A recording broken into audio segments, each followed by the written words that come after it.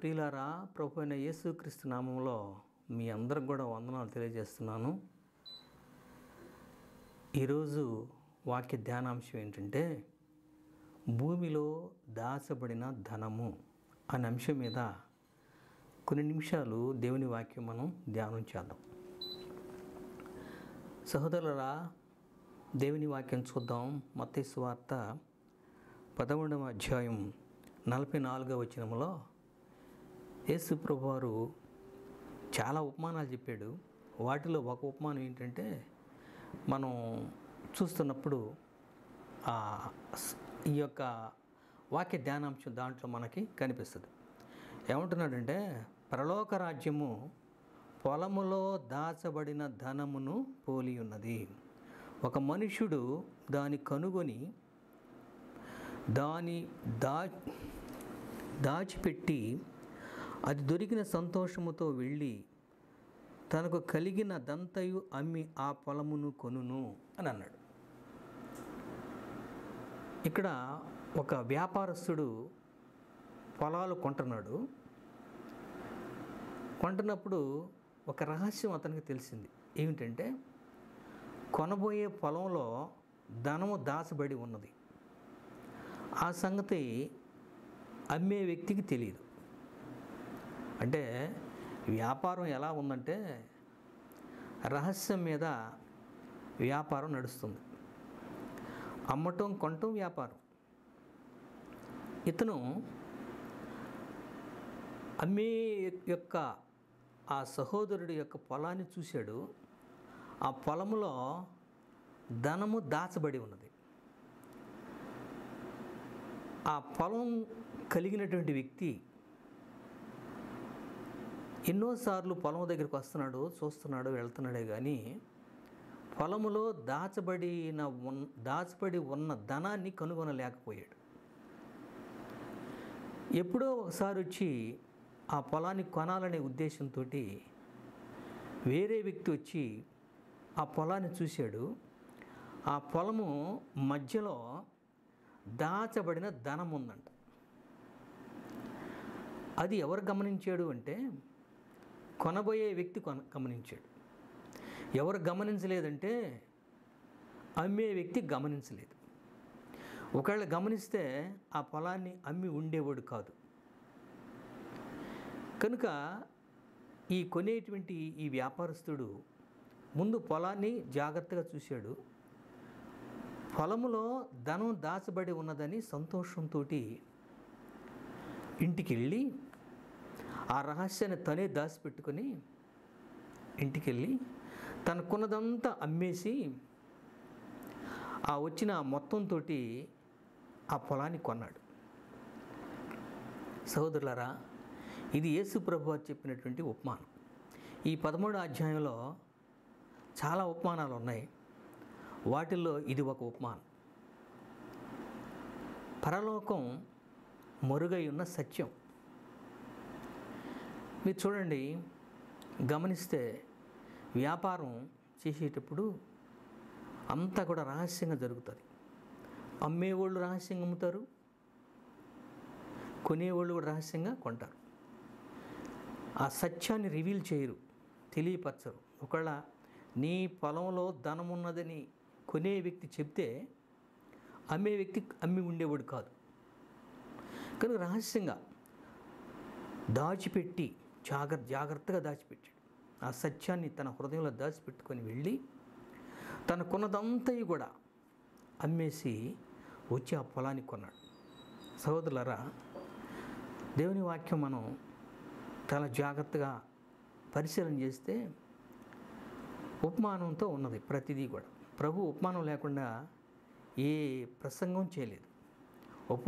ఉపమానము అంటే అర్థం ఏంటంటే కథ భూలోక సంబంధమైన కథే అయి ఉంటుంది, కానీ దాని యొక్క లోపలి అర్థం పరలోక సంబంధమైన అర్థంగా ఉంటుంది.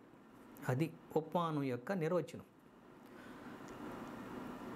దాన్ని చూస్తే భూలోక సంబంధమైన కథలాగే కనిపిస్తుంది, కానీ లోపలికి వెళ్ళి పరిశీలన చేసి చూస్తే, చాలా జాగ్రత్తగా చూస్తే పరలోక సంబంధమైన అర్థం, పరలోకం దాంట్లో మనకు కనిపిస్తుంది.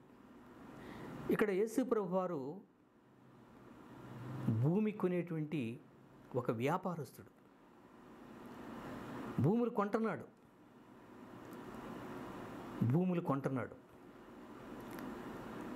అమ్ముతున్నాడు, కొంటున్నాడు. కనుక అమ్మే వ్యక్తి భూమిలో ఉన్న సత్యాన్ని గ్రహించలేనంటి వ్యక్తి, అంటే సాతాను. సాతానికి రక్షణ విలువ తెలియదు, పరిశుద్ధత యొక్క విలువ తెలియదు, పరలోక సంబంధమైన విలువ తెలియదు, సత్యం తెలియదు. సత్యం అర్థం చేసుకునేటువంటి కెపాసిటీ తనకు లేదు. ఎందుకంటే అతని మనోనేత్రాలు మూయబడ్డాయి. మనోనేత్రం మూయబడినప్పుడు పరలోక సంబంధమైన దృశ్యాలు నీకు కనిపించవు. ఇతని భూమిలో సత్యము దాగి ఉన్నది. మీరు చూస్తే కీర్తనలు 85వ కీర్తన 11వ వచనంలో భూమిలో సత్యము మొలుసును అని ఉంది. భూమిలో ఏముందండి? దాచబడిన ధనము అంటే సత్యం. భూమిలో సత్యం అనేటువంటి విత్తనం దాయబడి ఉన్నది. అంటాడు కదా, కోరహ కుమారులు రాస్తున్నటువంటి కీర్తన, ఆ కీర్తన ఏమంటున్నారంటే, భూమిలో నుండి సత్యము మొలుసును, నీతి ఆకాశం నుండి పారజూచునని ఉంది. అంటే భూమి లోపల సత్యమనే విత్తనం ఉన్నది, నీతి అనే విత్తనం ఉన్నది. ఇది వాళ్ళ నాన్నగారు చూడలేదు, వాళ్ళ కుమారులైనటువంటి వాళ్ళు చూశారు. 4 కుమారులు చూశారు. చూస్తూ రాసిందే ఈ కీర్తన. 85వ కీర్తన 11వ వచనంలో వాళ్ళ మనోనేత్రంతో చూశారు. భూమిలో నుండి ఏమొచ్చిందంటే సత్యం బయటకు వచ్చింది. భూమిలో నుండి ఏమొచ్చిందంటే నీతి బయటకు వచ్చేసింది. భూమిలో నుండి ఏమొచ్చిందంటే కృప బయటకు వచ్చింది. భూమిలో నుండి వాక్యం బయటకు వచ్చింది. భూమిలో మరుగైనది వాక్యం. ఎదురు తిరిగాడు, తిరుగుబాటు చేశాడు. అతనికి భూమిలో నుండి మరుగైనటువంటి సత్యాన్ని గ్రహించలేనటువంటి వాడైపోయాడు. తన కుమారులు మాత్రం భూమిలో ఉన్న సత్యాన్ని చూశారు. భూమిలో నుండి పాతాళం నోరు తెరిచి వాళ్ళని మింగేయటమే కోరహు చూశాడు. కానీ కోరహు కుమారులు భూమిలో సత్యం ఉన్నదని మనోనేత్రంతో చూశారు. వాళ్ళు రాస్తున్న కీర్తన ఈ కీర్తన. సహోదరుడా, ఇతని వ్యక్తి ఇక్కడ ఉపమానంలో అమ్మేటువంటి వ్యక్తికి ఈ సత్యం తెలియలా. నా పొలంలో సత్యం ఉన్నది, సత్యమనే విత్తనం ఉన్నది, నా పొలంలో కృప అనే విత్తనం ఉన్నది, నా పొలంలో నీతి అనే విత్తనం ఉన్నది, దాన్ని నేను సాగు చేసుకుంటే అది మొలుస్తుంది, విస్తారమైన పంట పండుతుందన్న విషయాన్ని తను తెలుసుకోలేకపోయాడు. ఎందుకంటే యుగ సంబంధమైన దేవత అవిశ్వాసుల యొక్క మనోనేత్రములకు గుడ్డితనం కలుగు చేయటం వలన సువార్త యొక్క వెలుగు వాళ్ళ మీద ప్రకాశించట్లేదు. యుగ సంబంధమైన దేవత లూసిఫర్ అవిశ్వాసుల యొక్క మనోనేత్రములకు గుడ్డితనం కలుగు చేస్తుంది. బాహ్య నేత్రాలకు కాదు, మనోనేత్రములకు గుడ్డితనం కలిగి చేసినప్పుడు సత్యం అర్థం కాదు. 3.5 సంవత్సరాలు యేసు ప్రభువుతో సహవాసం చేస్తున్నాడు, యేసు ప్రభుతో సావాసం చేస్తున్నాడు, యేసు ప్రభుతో పరిచర్య చేస్తున్నప్పుడు అన్నీ చేస్తున్నాడు. కానీ సత్యాన్ని గ్రహించలేక సత్యాన్ని అమ్ముకున్నాడు. ఏమండి, కృపని గ్రహించలేక కృపను అమ్ముకున్నాడు, నీతిని గ్రహించలేక నీతిని అమ్ముకున్నాడు. బైబిల్ చెప్తుంది కదా, సత్యమును అమ్మివేయక కొని ఉంచుకొనుము అన్నాడు. 11 మంది సత్యాన్ని కొని దాచిపెట్టుకున్నారు, 11 మంది నీతిని కొని దాచిపెట్టుకున్నారు, 11 మంది కృపను కొని దాచిపెట్టుకున్నారు. ఇతను మాత్రం అమ్ముకున్నాడు. కారణం ఏంటి తెలుసా?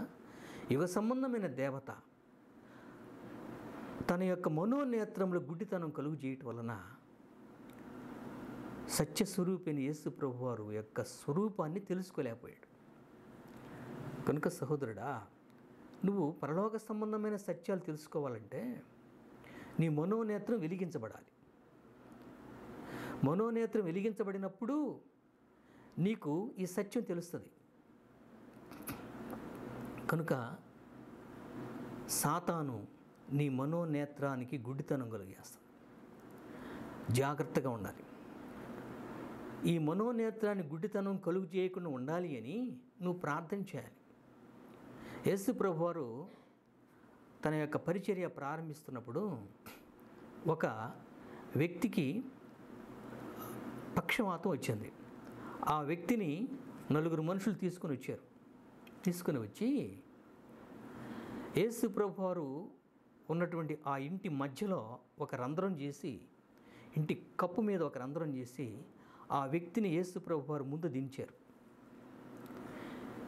యేసు ప్రభువారు అది గమనిస్తూ ఒక మాట అన్నాడు కదా, బైబిల్ చెప్తుంది కదా, యేసు వారి విశ్వాసమును చూచి అని ఉంటుంది. ఏమండి, యేసు ప్రభువారు వాళ్ళ విశ్వాసాన్ని చూసాడంట. విశ్వాసం అనేది ఒక మెటీరియల్ కనిపించేది కాదు, కనిపించేది కాదు. కానీ బైబిల్ చెప్తుంది కదా, యేసు ప్రభువారు వారి విశ్వాసమును చూసి, ఆ 4 యొక్క మనుషుల యొక్క విశ్వాసాన్ని చూసి ఆ పెరాలసిస్ అంటే పక్షవాయువు కలిగినటువంటి ఆ వ్యాధి కలిగిన వ్యక్తిని యేసు ప్రభువారు స్వస్థపరిచాడు. అతని పాపాలు క్షమించాడు. కారణం ఏంటి తెలుసా? యేసు ప్రభువారు వాళ్ళ విశ్వాసాన్ని చూశాడు. విశ్వాసం చూస్తానికి అది ఒక మెటీరియల్ కాదు, అది చూడవలసినటువంటి వస్తువు, చూడాల్సినటువంటి మన బాహ్య సంబంధమైన వస్తువు కాదు. అది చూడాలి అంటే మనోనేత్రం వెలిగించబడాలి. మనోనేత్రం వెలిగించబడితేనే నువ్వు దాన్ని చూస్తావు. కానీ శరీర సంబంధమైనటువంటి బాహ్య నేత్రాల వల్ల నువ్వు దాన్ని చూడలేవు. విశ్వాసమున్నది నిరీక్షింపబడు వాటి యొక్క నిజస్వరూపమును అదృశ్యమైనవి ఉన్నవనటకు రుజువై ఉన్నది. అదృశ్యమైనవి చూడాలి అంటే మనోనేత్రం వెలిగించబడాలి. అదృశ్యమైనటువంటి ఈ సత్యాన్ని కొనే వ్యక్తి చూశాడు. కనిపిస్తున్న భూమిని మాత్రమే అమ్మే వ్యక్తి చూశాడు. కనుక సువార్త యొక్క ప్రకాశము, సువార్త యొక్క వెలుగు నీ మీద ప్రకాశింపకుండా ఉండాలని యుగ సంబంధమైన దేవత నీ మనోనేత్రాలకు గుడ్డితనం కలుగు చేస్తున్నాడు. అప్పుడు విశ్వాసాన్ని కోల్పోతావు. విశ్వాసం అనేది నిరీక్షింపబడు వాటికి నిజస్వరూపము, అదృశ్యమైనవి ఉన్నవనటుకు రుజువు. యేసు ప్రభువారు ఎట్లా చూశాడండి విశ్వాసాన్ని? ఎలా కనిపిస్తుంది అంటే, బైబిల్ చెప్తుంది కదా, విశ్వాసమును కర్తయు దాన్ని కొనసాగించువాడిని యేసు వైపు చూస్తే మనోనేత్రం వెలిగించబడింది. ఆ సువార్త యొక్క ప్రకాశము, సువార్త యొక్క వెలుగు నీ మీద పడింది. నీతి సూర్యుని యొక్క వెలుగు నీ కళ్ళలో పడినప్పుడు నీ అంధత్వం మొత్తం పోయి నీ మనోనేత్రం వెలిగించబడింది. మనోనేత్రం వెలిగించబడిన వాళ్ళకు మాత్రమే ఈ సత్యం తెలుస్తుంది. కనుక వెళ్ళాడు, తనకున్నదంతా అమ్మేసుకున్నాడు. ఏందండి తనకున్నది? యేసు ప్రభువారు దేవుని స్వరూపం కలిగినవాడు. యేసు ప్రభువారు క్రీస్తు దేవుని స్వరూపం కలిగినవాడు.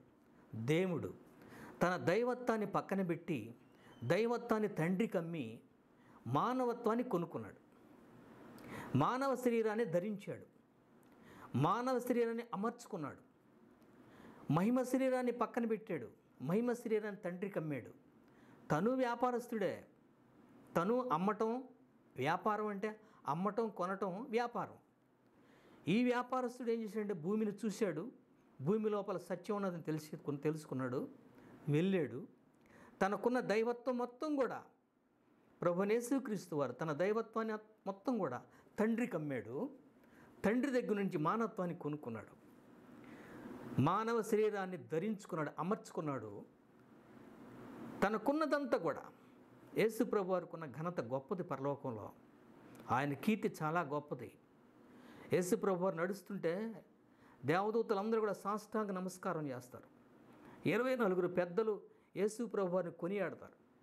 4 జీవులు యేసు ప్రభువుని కొనియాడతారు. సృష్టి యావత్తు 24 గంటలు పరిశుద్ధుడు పరిశుద్ధుడు పరిశుద్ధుడని మహిమ శరీరాన్ని దేవుణ్ణి పొగుడుతూ ఉంటారు, ఘనపరుస్తూ ఉంటారు, కీర్తిస్తూ ఉంటారు. అలాంటి కీర్తిని అమ్ముకొని తన తండ్రి దగ్గర మానవ శరీరం దాల్చి, మట్టి శరీరం లాంటి శరీరం దాల్చి, దేవుని వాక్యాన్నే శరీరంగా కొనుక్కొని ఆ వాక్యాన్ని శరీరంగా ధరించుకొని ఈ లోకానికి వచ్చాడు.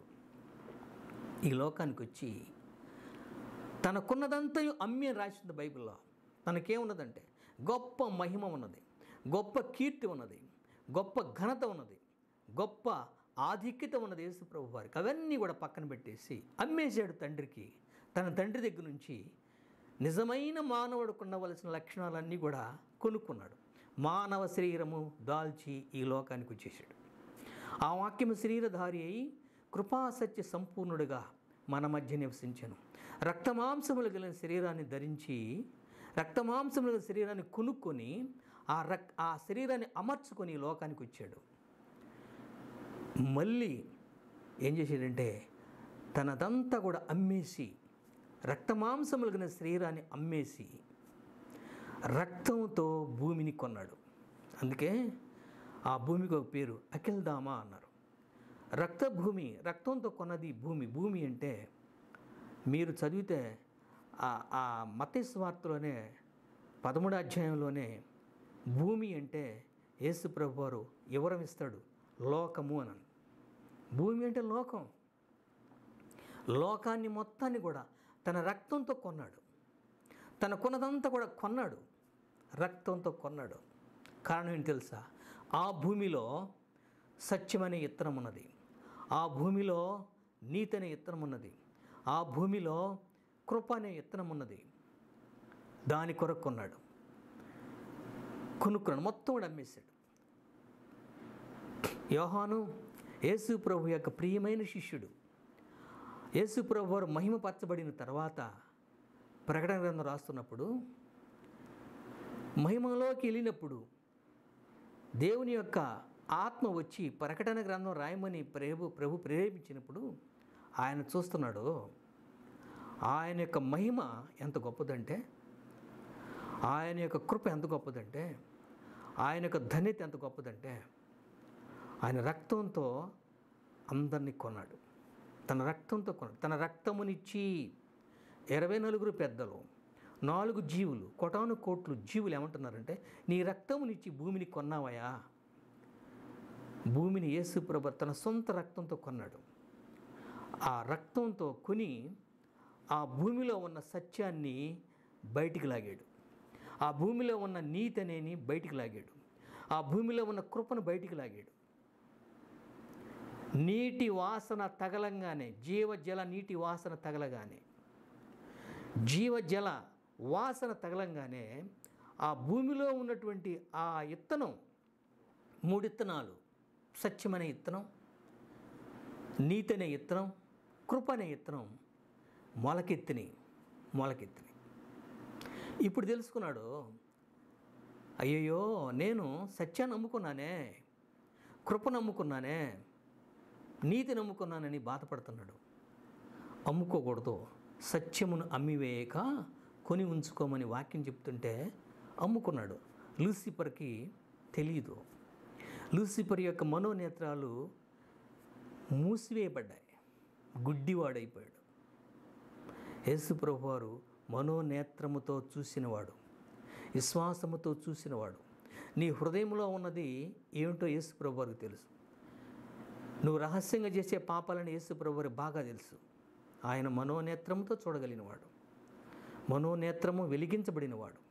కనుక తనకున్నదంతా కూడా అమ్మేసి ఆ భూమిని కొన్నాడు. ఆ భూమికి పెట్టిన పేరు ఏంటంటే అఖిల్దామా. రక్తముతో కొన్నాడు కాబట్టి రక్త భూమి అని యెరూషలేములో ఉన్న ప్రజలందరూ కూడా తెలుసుకున్నారంట. ఎవరికేం కొనలేదు రక్షణ అనేది, ఆ భూమి అనేది, లోకాన్ని యేసు ప్రభువు వారు ఎవరికేం కొనలేదు, రక్తం ఇచ్చి కొన్నాడు. తన రక్తంతో కొన్నాడు, భూమిని అమ్ముకున్నాడు. రక్తం తీసుకొని భూమి కలిగిన వాడు భూమిని అమ్మాడు. రక్తం ఇచ్చి కొనే వ్యక్తి అయినాడు యేసు ప్రభువు వారు. భూమిని కొన్నాడు, నిన్ను కొన్నాడు, నన్ను కొన్నాడు, ప్రపంచంలో ప్రతి ఒక్కరిని కొన్నాడు. ఈ సత్యం తెలియాలంటే నీతి సూర్యుడైన యేసు ప్రభు వారి యొక్క వెలుగు నీ మీద ఉదయించాలి. అప్పుడు నీ మనోనేత్రం వెలిగించబడుతుంది. మనోనేత్రం వెలిగించబడకపోతే నువ్వు దేనికి పనిచేయవు. గుడ్డివాడు ఎలా నడవగలడండి? గుడ్డివాడికి ఎలా దావ చూపించగలడు? బాహ్య సంబంధమైన నేత్రాలు కావు. అది యొక్క దృష్టి కూడా కాదు. నిజమైన దృష్టి ఏంటంటే మనోనేత్రం వెలిగించబడాలి. అబ్రహాము దూరం నుండి జీవము గల దేవుని యొక్క ఆ మందిరాన్ని చూశాడంట, ఆ పట్టణాన్ని చూశాడంట, దాన్ని చూసి ఆనందపడ్డాడంట. మనోనేత్రంతో మన పరలోక సంబంధమైన దృశ్యాలు మనం చూడాలి. ఆదికాండం మొదలుకుని ప్రకటన గ్రంథం వరకు రాయబడినటువంటి ప్రతి ఒక్క వాక్యం దైవజనులు, ప్రవక్తలు మనోనేత్రముతో చూసి రాయబడిందే బైబిల్, రాయబడిందే వాక్యం. కనుక దేవుడు మనోనేత్రంతో చూడమని చెప్తున్నాడు. ఈ బాహ్యనేత్రాలతో కాదు. బాహ్యనేత్రాలతో మనం చూడలేం, మనోనేత్రంతో చూడాలి. ఇతను మనోనేత్రంతో చూడలేదు కనుక భూమి అమ్ముకున్నాడు. మనోనేత్రంతో యేసు ప్రభువు చూశాడు కనుక భూమిని కొన్నాడు. భూమిలో సత్యం ఉన్నది, దానికి నీళ్లు పోసాడు. జీవ జల వాసన తగలంగానే అవన్నీ కూడా మొక్కమలిసినాయి. మీరు గమనించండి, వర్షం పడనంత కాలం భూమిలో ఇత్తనాలు అలాగే కనిపిస్తాయి. ఆ ఇత్తనాలు మనకు కనిపించవు కానీ భూమిలో ఉంటాయి. ఎప్పుడైతే వర్షం పడిద్దో ఆ భూమిలో ఉన్న ఇత్తనాలన్నీ కూడా బయటికి వస్తాయి.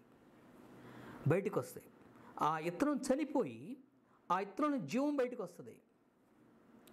చనిపోకపోతే అది అలాగే ఉంటుంది. యేసుప్రభువు చెప్పాడు కదా, గోధుమ గింజ భూమిలో పడి చనిపోకపోతే అది అలాగే ఉంటుంది. భూమిలో పడి చనిపోతే అది మొలసి విస్తారంగా ఫలాలు ఇస్తుంది, పంట ఇస్తుంది, మంచి యొక్క ఆహారాన్ని ఇస్తుంది అని యేసుప్రభువు చెప్పాడు. కనుక సత్యమైనటు యేసుప్రభువు వారు వాక్యమైన సత్యం లోపల చనిపోయి నీ కొరకు నా కొరకు జగత్తు పునాది వేయబడక మునిపే, భూమికి పునాది వేయబడక మునిపే యేసుప్రభువు వారు, నీతిమంతుడైన యేసుప్రభువు వారు, కృప కలిగిన యేసుప్రభువు వారు, సత్యమైన యేసుప్రభువు వారు చనిపోయి తిరిగి లేచాడు. ఆయన నేను జీవాధిపతి అయిన యేసుప్రభువు వారు లేచాడు.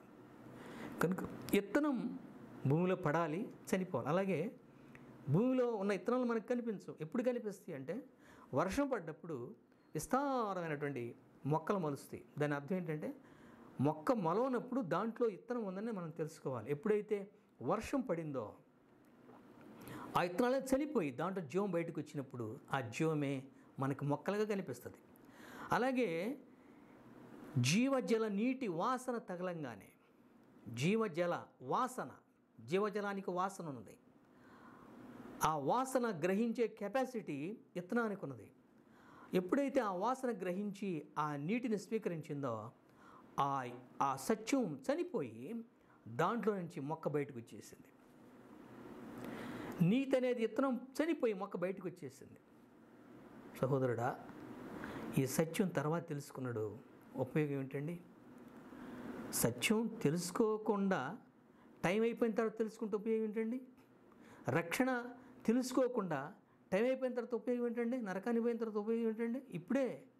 ఇప్పుడే ప్రభు చెప్తున్నాడు, మనోనేత్రంతో చూస్తే నీ కొరకు దేవుడు ఎంత సిలువలో రక్తం కార్చాడో తెలుస్తుంది. పరలోకం నీ కొరకు ఏ విధంగా సిద్ధపరిచాడో తెలుస్తుంది. మహిమ శరీరం నీకు దేవుడు ఏ విధంగా సిద్ధపరిచాడో తెలుస్తుంది. పరలోకంలో వైభవం ఏంటో నీకు తెలుస్తుంది. పరలోకంలో యేసు ప్రభుతో ఎలా సంతోషించాలో కూడా నీకు తెలుస్తుంది. ఎప్పుడంటే మనోనేత్రం వెలిగించబడినప్పుడు. లేకపోతే నీకు తెలియదు. ఇతని పరిస్థితి అంతే. వెలిగించబడి చూడాలి. నీతి సూర్యుడిని యేసు ప్రభువు నీ మీద ప్రకాశించాలి. అప్పుడు మొలిసి చూడండి, మీరే కీర్తనలో 57వ కీర్తన 9వ వచనంలో ఏమనుందంటే, సత్యం అనేది అంచులంచులుగా పెరిగిందంట. ఎంత ఎత్తి పెరిగిందండి? సత్యం అనేటువంటి మొక్క మొలసింది. అది బాగా మొలసి పైరయ్యి మొక్కయి చాలా ఎత్తి పెరిగింది. నీతి అనే విత్తనం మలిసింది, అది మొక్కై బాగా మలిసింది. కృప అనేది మలిసింది, ఇంకా ఎక్కువ వెలిసింది, ఇంకా పెరిగి ఆకాశాన్ని అంటుకుందంట, మేఘాలను అంటుకుందంట. అక్కడ నుండి నీతి అనే ఫలాలతోటి భూమిని పారదూస్తుందంట. మీరు చదివినటువంటి వాక్యం జాగ్రత్తగా పరిశీలన చేసి చూడండి. 57వ కీర్తన 19వ వచనంలో ప్రభుని దేవుని వాక్యం మనకు తెలియజేస్తున్న విధానం చూద్దాం. 57వ కీర్తన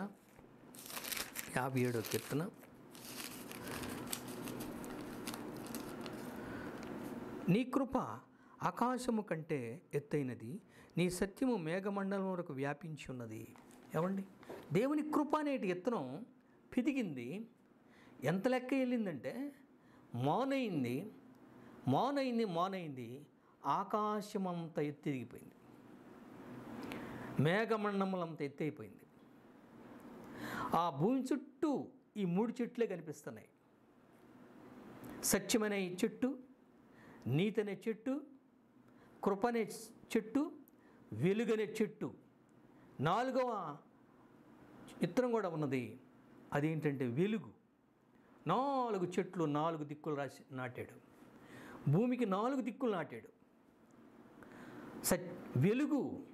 వెలుగు ఫలములేమనగా సమస్త విధములమైన మంచితనము, సమస్త విధముల నీతి, సమస్త విధములైన సత్యం. ఏమండి, అవి పండుతున్నటువంటి పంటలు. ఆ భూమి మొత్తం కూడా 4 దిక్కులు నాటాడు. ఆ భూమి చుట్టూ ఆ 4 దిక్కులు ఈ మొక్కలు మలిసినాయి. సత్యం అనే మొక్క, కృప అనే మొక్క, నీతి అనే మొక్క, వెలుగనే మొక్కలు మలిసి ఆకాశమునకి ఎక్కి అక్కడ ఫలాలతోటి భూమిని పారదూస్తున్నాయి. అరటి చెట్టు ఎప్పుడైనా చూసారా? అరటి చెట్టు పెద్ద గెలేసి పైనుండి కింద వైపు పారదూస్తుంది. పెద్ద గెల ఏర్పడుతుంది. ఆ గెల భూమి వైపు చూస్తుంది. అంటే పరోక్షంగా భూమికి చెప్తుంది, మీరు కూడా సత్యాన్ని గ్రహించండి, కృపని గ్రహించండి, నీతిని గ్రహించండి అని, వెలుగుని గ్రహించండి అని. అవి పరోక్షంగా మీ మనోనేత్రం వెలిగించబడినప్పుడు మాత్రమే ఇవి తెలుస్తాయని అవిస్వార్థ ప్రకటిస్తున్నాయి. సహోదరులారా, ఇక్కడ యేసు ప్రభువు చెప్పిన మాట, ఆయన వ్యాపారస్తుడు భూమిని కొన్నాడు. ఆ కొన్నటువంటి భూమిలో సత్యం ఉన్నది, ఆ కొన్న భూమిలో నీతి ఉన్నది, ఆ కొన్న భూమిలో కృప ఉన్నది, ఆ కొన్న భూమిలో వెలుగున్నది. అది మొలిసింది, నీళ్లు పెట్టాడు. జీవజల నీటి వాసన తగలంగానే వెంటనే ఫలించిని. అలా ఫలించాలని ప్రభు నిన్ను కోరుకొని నీ కొరకు భూమిని కొన్నాడు. ఆ సత్యం ఎవరంటే నువ్వే. యేసు ప్రభుని అంగీకరిస్తే నువ్వే సత్యం అయిపోతావు. యేసుక్రీస్తులో నువ్వు అంటు గట్టబడాలి. ఆ కృప దేవుడు నీకు కలుగు చేయాలంటే ఇప్పుడే నీ మనోనేత్రం వెలిగించబడాలి. మనోనేత్రం అంటే మహిమ శరీరానికి దీపం, బాహ్యనేత్రం మట్టి శరీరానికి దీపం. యేసు ప్రభు చెప్పిన మాట, కన్ను దేహమునకు దీపం అన్నాడు. రెండు రకాలైనటువంటి దేహాలు ఉన్నాయి. మహిమ దేహం, మట్టి దేహం. మహిమ దేహానికి కన్ను ఏంటంటే ఈ బాహ్య కన్ను, దీపం ఏంటంటే ఈ బాహ్య కన్ను. మహిమ యొక్క దేహానికి కన్ను ఏంటంటే మనోనేత్రం, దీపం ఏంటంటే మనోనేత్రం. ఆ మనోనేత్రం వెలిగించబడకపోతే, అందుకే ఎఫెసీ పత్రిక అంటారు కదా, మీ మనోనేత్రం వెలిగించబడవలెను. ఆ కృప దేవుడు నీకు, నాకు, మనందరికీ దయచేయనుగాక. తలలు వంచిన చిన్న ప్రార్థన చేసుకొని ముగించుకున్నాం. పరిశుద్ధమైన తండ్రి, నీ పాదములకు స్తుతులు, స్తోత్రాలు. ఈ వాక్యాన్ని దీవించినందుకు వందనాలు. విరిచి మాకు వడ్డించిన దాన్ని బట్టి వందనాలు. వాక్యానుసారంగా జీవించే కృప మాకు దయచేయమని ప్రభువా, నీ సత్యం అనేటువంటి ప్రభువా మొక్కను, కృప అనే మొక్కను ప్రభువా, మరి నీతి అనే మొక్కను, వెలుగనే మొక్కను మా జీవితాల్లో, మా హృదయమైన భూమిలో ఫలింపజేసుకునేటట్లు సహాయం చేయమని, ఫలించేటట్లు సహాయం చేయమని యేసు నామమున ప్రార్థిస్తున్నాం తండ్రి. ఆమేన్.